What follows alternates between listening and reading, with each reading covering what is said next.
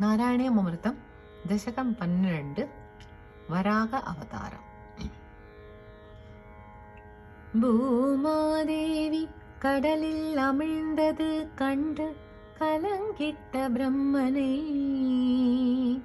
தாமாகவே வந்து தைரியம் கொடுத்து வராக உருவெடுத்து உடலை பெருக்கி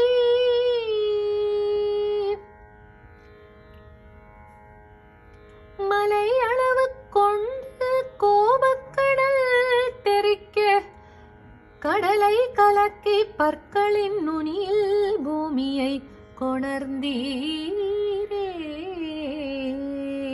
குருவாயூர் தன்னிலே குடிகொண்ட மன்னனே, குருவாயூரப்பனே,